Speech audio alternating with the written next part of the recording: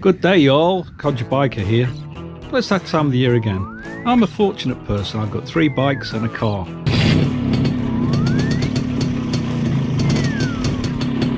Wolfgang von KTM 690 Enduro R by Pyramid. It's been brilliant. But after EICMA and all the other shows, you can't help wondering what you would buy if you had unlimited funds.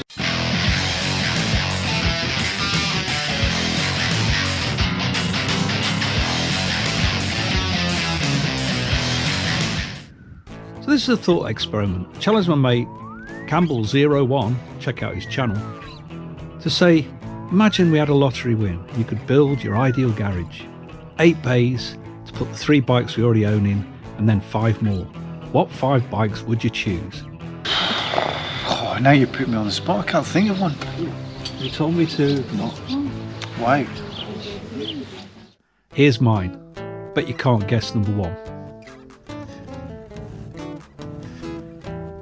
In at number 5, I suppose fairly obviously, is the new BMW R1300 GS.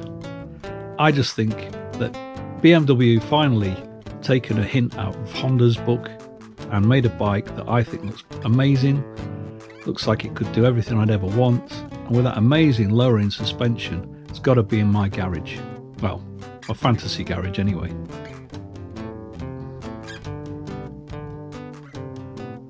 Yes, I've got a CB500X for long distance travel, but I think this one would be even better.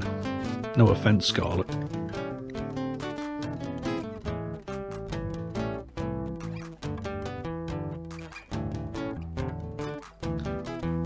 And number 4, my naked bike, and it's a Norton. The Norton Commando 961 SP. Well, you've got to have a naked bike, haven't you? And when I was a little boy, this was the bike that I would think of as a British bike. Okay, it's not made in Britain anymore, but it's got all the style of it. And with the new company, hopefully, not the unreliability of the previous models, which is why I wouldn't go for a classic. But one of these, I could certainly see myself going out on a Sunday morning. Now, the fuel tank range I think is about 130 miles, which is not a lot, but for just hooning around at a weekend, what a bike. And not only that, just think how cool I'd look on it.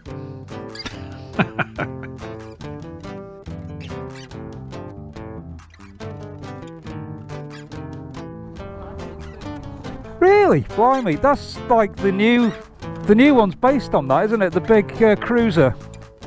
Number 3. Another naked bike, or bagger, call it what you like. But ever since I bumped into a guy on a R5 a couple of years back,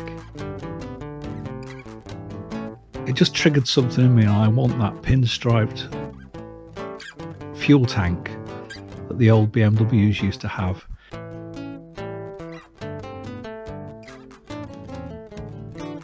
And purely and simply based upon that, I want an R18 first edition. Look at it, it's gorgeous. I was sat in one at the MCN show, and it's a huge bike.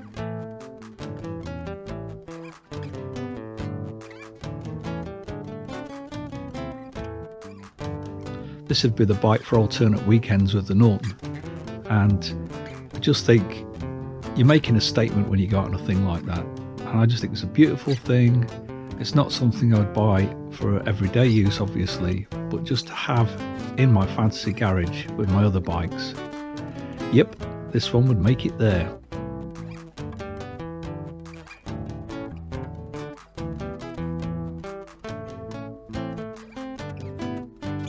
And also, that's 2 BMWs. Shocking.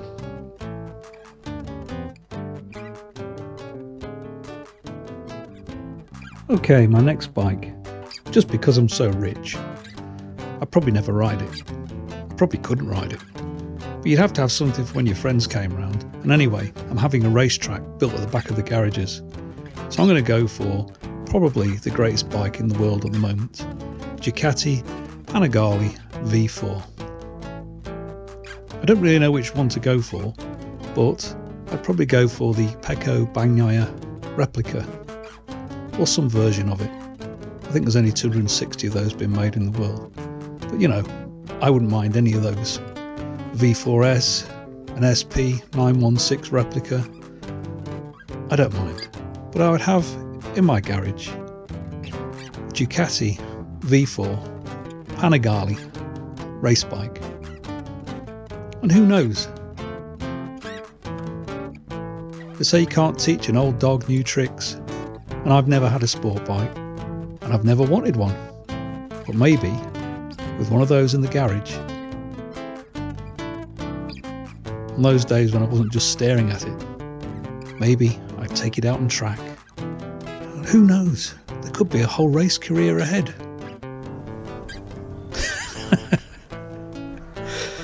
Yeah, back in the real world.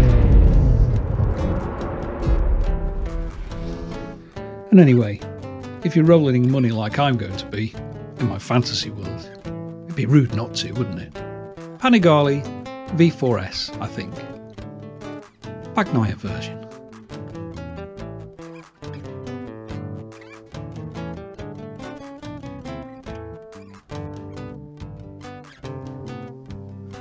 And finally, last but not least, number one of all the bikes that I could have in the world, if I could have this one bike, this is what I would go for. And I don't think you could possibly have guessed it. Yes, it is the Honda CT125 Hunter Cub, or Trail I think it's called in America. I don't really know what it's called because it's not available in Britain, and maybe that's why I want one so much. I've always loved light bikes, small bikes. I started off on small bikes on the farm where I grew up. We used to get them running and you could have great fun on them, and it's all about fun.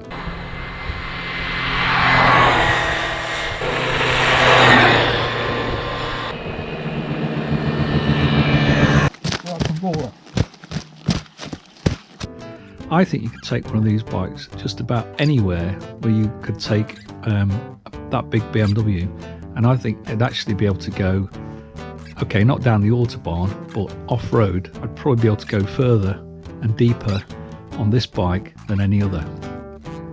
And it's not available in this country, but you can import it at a cost I can't currently afford. And for me, I'd have to have the red one, even though it's the previous model.